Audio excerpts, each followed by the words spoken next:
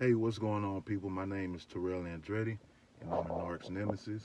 If y'all are watching me on YouTube, y'all make sure y'all like, comment, and subscribe. I'm talking a little funny because I had another surgery last week, so mind your business.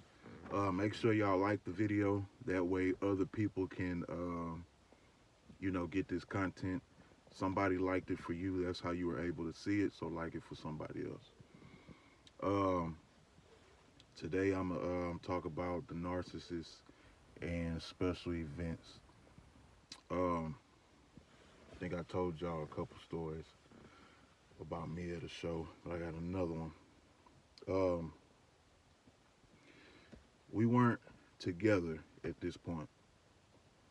We were just starting out dating or whatever the case is, messing around, whatever you want to call it.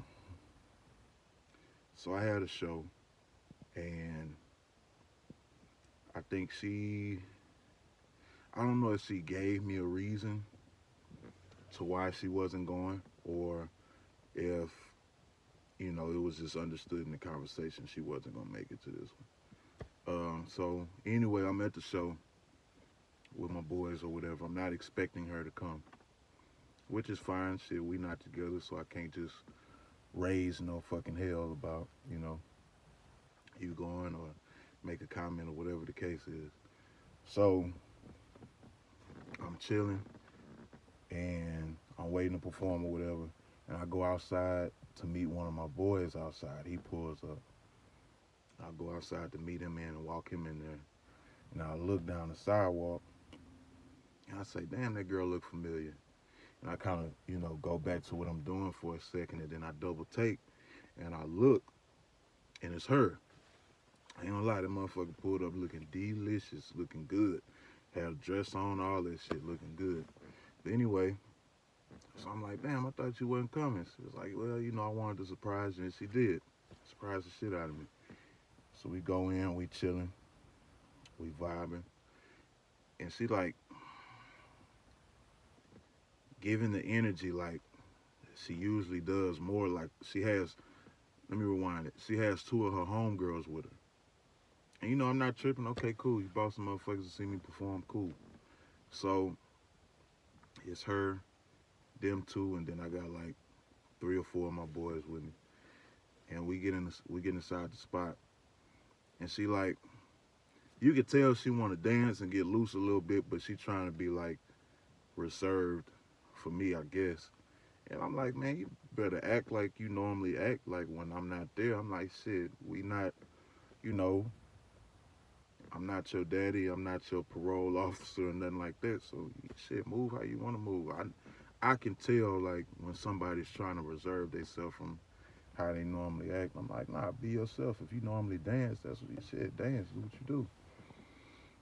And she like holding my hand, but she not holding my hand. I guess at the time I was thinking like maybe she trying not to fuck up my image as a rapper, or at the time I was rapping, or artist or whatever.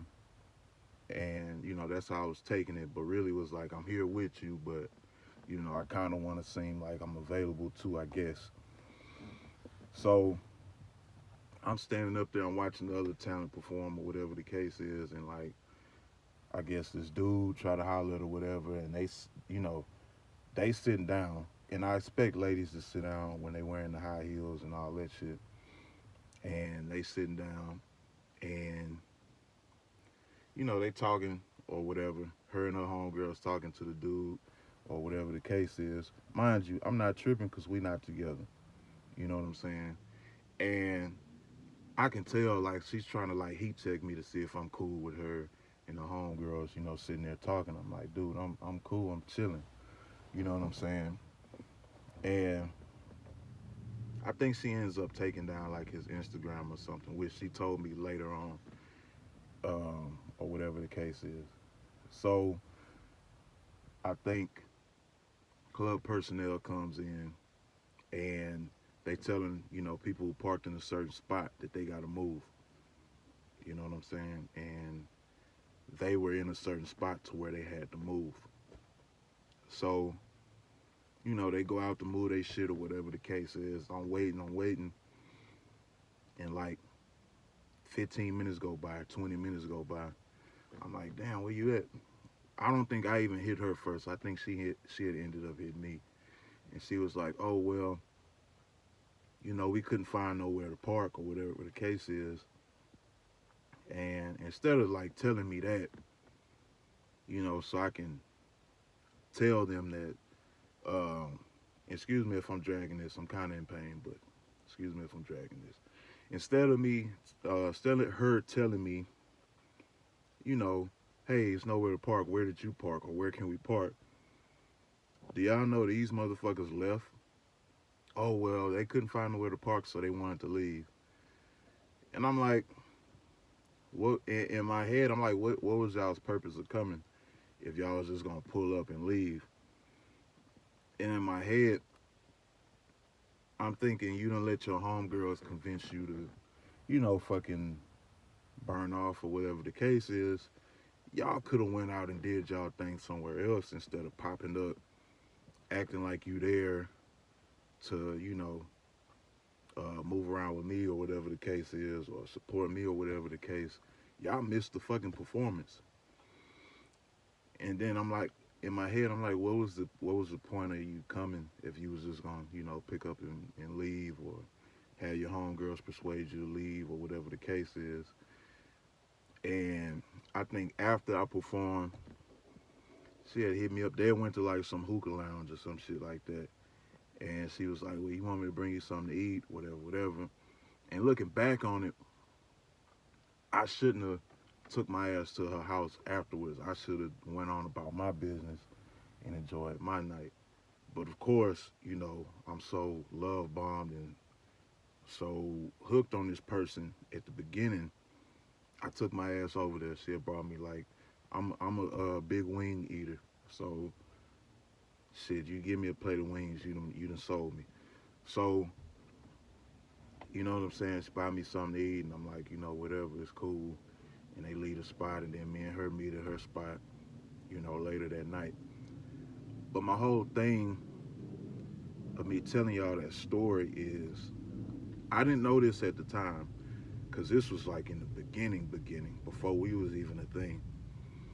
I didn't know at this time that was her way of trying to sabotage my event. The whole thing with her talking to the whole, the dude or whatever the case. I'm trying to keep it player because we not together. So I'm like, shit, you do what you do. You know what I'm saying? But if you see me talking to somebody, I don't want to hear none of that. But I'm at a performance. I'm focused on doing what I gotta do. So really, I'm trying not to let that shit distract me either.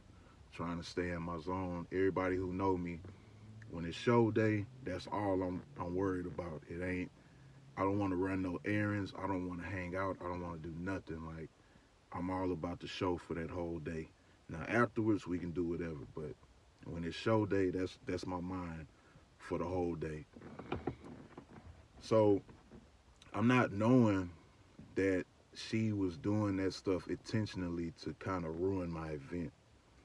Because if I would have responded to the whole, you know, the whole shit that was going on, that could have been a whole situation.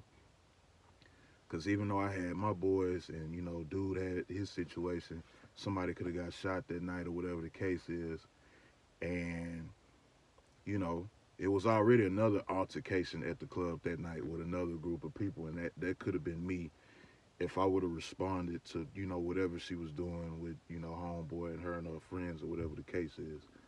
Um, I'm not knowing that that was deliberately like, let me throw him off his focus. Let me fuck up this event that's about him, and also the leaving and shit too. Cause if you there with your dude, or somebody's supposed to be your dude, or somebody you even interested in, ain't no group of friends. Hey girl, let's go do this. Nah, shit. I'm trying to kick it with my dude, or whatever the case is. Or I want to see him perform. I want to see him do his thing.